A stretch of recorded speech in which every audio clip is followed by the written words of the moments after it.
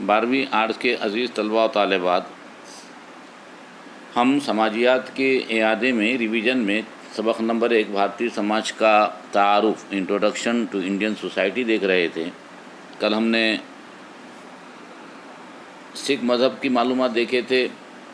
آج ہم دیکھیں گے بھکتی تحریک۔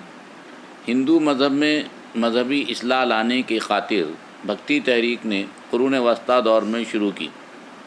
13ویں صدی عیسوی میں سنت گیانیشور نے اس تحریک کی شروعات کی۔ پنڈھرپور میں وٹھوبا کا مندر اس تحریک کا مرکز بنایا گیا۔ اس تحریک نے ذات پات کے نظام کو مسترد کر دیا اور حد سے زیادہ رسم و رواج کو تنقید کا نشانہ بنایا اور عبادت میں سادگی کی حمایت کی۔ اس نے یہ دعویٰ کیا کہ خدا کی نظر میں تمام انسان برابر ہیں۔ عقیدت سے بھری گائیکی اور بار بار خدا کا نام لینا اس تحریک کا مقصد تھا۔ تصوف نے انسانیت کی اتحاد کی بھی تبلیغ کی اور خدا کی نظر میں تمام انسان برابر ہیں کا دعویٰ کیا۔ کبیر اور رحیم گرو نانک کے سلسلے میں نمایاں مقام رکھتے ہیں۔ کبیر اور رحیم نے مذہب کے بیرونی مشاہدات جیسے رسومات، توہم پرستی، طور طریقوں، بت پرستی اور زیارت کی مذمت کی۔ گرو نانک نے ذات پات کے نظام، رسم و رواج اور بت پرستی کو ترک کر دیا۔ بھارتی سماج میں عورتوں کی حیثیت، یا اب آگے ہم دیکھیں گے بھارتی سماج میں عورتوں کا کیا مقام تھا۔ مذہبی صحیفوں کے ساتھ ساتھ تاریخی مطالعات سے بھی پتہ چلتا ہے کہ ابتدائی ویدک دور میں عورتوں کو اعلیٰ مقام حاصل تھا۔ اس دور میں عورتوں کو تعلیم حاصل کرنے کا حق حاصل تھا۔ خواتین کو بھی وید اور ویدانگ کی تعلیم دی جاتی تھی۔ گروکل میں داخل ہونے سے پہلے اپناینا کی رسم انجام دی جاتی تھی۔ رگ وید نے تعلیم یافتہ خواتین کو اعلیٰ مقام دیا۔ اعلیٰ تعلیم یافتہ خواتین 2 قسموں میں تقسیم تھیں۔ سادھا یادو وہ عورتیں جنہوں نے اپنی تعلیم شادی سے پہلے تک جاری رکھی تھی۔ دوسری قسم برہماوانی، وہ خواتین جو کبھی شادی نہیں کرتی تھیں بلکہ ساری عمر تعلیم حاصل کرتے رہتی تھی، لیکن بعد میں خواتین کو بھی وید رسموں تک، مذہبی گانوں اور نظموں تک ہی محدود کر دیا گیا۔ کچھ قابل ذکر ویدک اور اپنشدی خاتون اسکالروں میں اپالا اندرانی، گھوشا، لوپامودارا، گارگی اور میتری وغیرہ۔ اس دور میں عورتوں کو شادی کے لیے آزادی تھی کہ وہ اپنی پسند کا جوڑے کا انتخاب کر سکے۔ اپنشد میں انولوما اور پرتیلوما شادی کا ذکر موجود ہے۔ بعد کے ویدک دور میں ذات پات کا نظام اور برہمن کی بالادستی مضبوط ہو گئی اور ذات پات کا نظام مزید سخت ہو گیا۔ ورن سسٹم ذات کے نظام میں تبدیل ہو گیا۔ عورتیں مظلوم ہو گئی، عورتوں کی تعلیم پر روک لگا دی گئی اور اپنینا کی رسم پر بھی روک لگ گئی۔ اس کی جگہ شادی ویواہ نے لے لی۔ عزیز طلباء، بھارتی سماج میں عورتوں کے مقام کے بعد ہم دیکھیں گے جین مذہب میں عورتوں کا مقام۔ جین مذہبی مساوات کا مذہب تمام جانداروں کے حقوق کو تسلیم کرتا ہے، خواتین کی بھی آزادی کی وکالت کرتا ہے۔ جین مذہب کے 2 فرقوں دگمبر اور شتمبر اس معاملے میں ایک دوسرے سے اختلاف رکھتے ہیں۔ شتمبر فرقہ اس بات کو تسلیم کرتا ہے کہ بہت ساری ممتاز خواتین نے اہم کردار ادا کیا ہے۔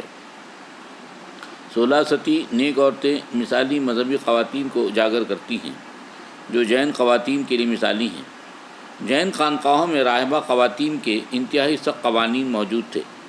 اس کے ساتھ ساتھ تیرتھنکروں کی ماں لوگوں کو بھی دولت اور صحت جیسی خواہشات کی تکمیل کے لیے بھی احتراماً پوجا کی جاتی تھی۔ متعدد جین خواتین نے رسم ستی کا خاتمہ، خواتین کی غلامی کا دائی نظام اور جانوروں کی قربانی کا خاتمے کے لیے اہم کردار ادا کیا۔ دگمبر جین لوگوں کا عقیدہ ہے کہ عریانیت آزادی کے راہ میں ایک لازمی عنصر ہے۔ خود وردھمان مہاویر نے اس بات کی وکالت کی ہے۔ اب ہم دیکھیں گے عزیز طلبہ کہ بدھ مذہب میں عورتوں کا مقام کیا تھا۔ گوتم بدھ نے عورتوں کو خانقاہوں میں شریک ہونے اور دیگر امور میں شامل ہونے کی اجازت دی تھی۔ مختلف مکاتب فکر اور روایات خواتین کی روحانی کامیابیوں کے امکانات کے بارے میں مختلف رائے رکھتے ہیں۔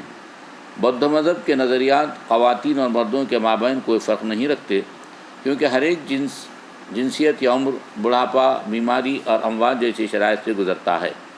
اتنا تکلیف اور لاقانونیت سب پر لاگو ہوتی ہے۔ اگرچہ ابتدائی بدھ کے متنوں میں کہا گیا ہے کہ خواتین روشن خیال حاصل کر سکتی ہیں، لیکن ونایا پتیکا کا میں واضح طور پر بیان کیا گیا، کبھی کبھی خواتین بدھا نہیں ہو سکتی، لیکن سنگھ میں خواتین کو بھکشونی مقرر کیا گیا۔ گوتم بدھ نے بیٹیوں کے تعلق سے اپنا مثبت نظریہ پیش کیا۔ ان کا کہنا تھا کہ بیٹی کی پیدائش پریشانی اور ناامیدی کی بات نہیں ہونی چاہیے۔ گھریلو معاملات میں عورتوں کو مردوں کے متبادل سمجھا جاتا تھا۔ گوتم بدھ نے عورتوں کی ذہانت کو بھانپ لیا تھا اور انہیں بھکشونی سنگھوں میں بڑی بڑی ذمہ داریاں دیں۔ قابل ذکر بھکشونی دھاتا دھنا، کیمیا اور پلوانا تھیں۔ بیوہ کی شادی جس کی ویدک دور میں اجازت تھی، اسے ختم کر دیا گیا۔ عورتوں کو خاندانی وراثت سے باہر کر دیا گیا تھا۔ ستی پردے کا نظام اور دیوداسی کا نظام بھی ختم کر دیا گیا تھا۔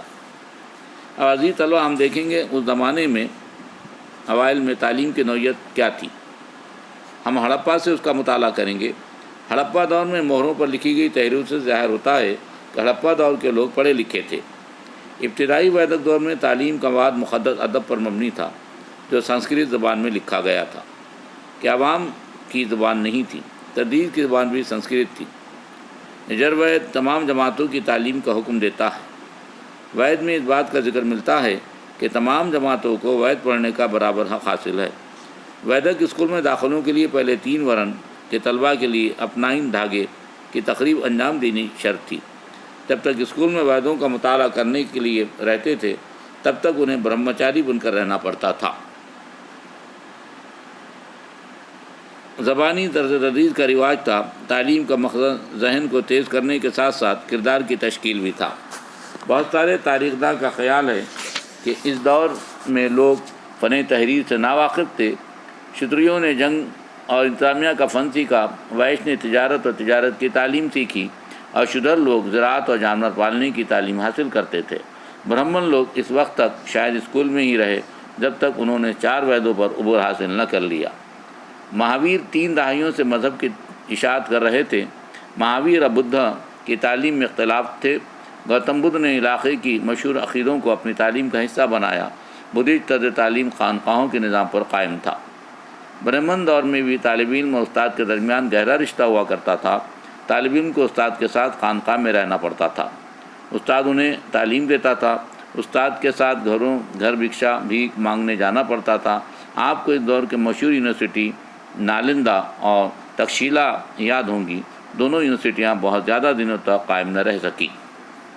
عزیز طلبہ، آج ہمارے یہیں تک ہم سبق دیکھیں گے۔ اس کے بعد ہم سنگم دور دیکھیں گے، یعنی قرون اولیٰ اور پہلے قرون وسطیٰ کا کس طرح سنگم ہوا، کیسے تہذیب ایک دوسرے میں ٹکرائی اور ملی، اس کا مطالعہ ہم کل کریں گے۔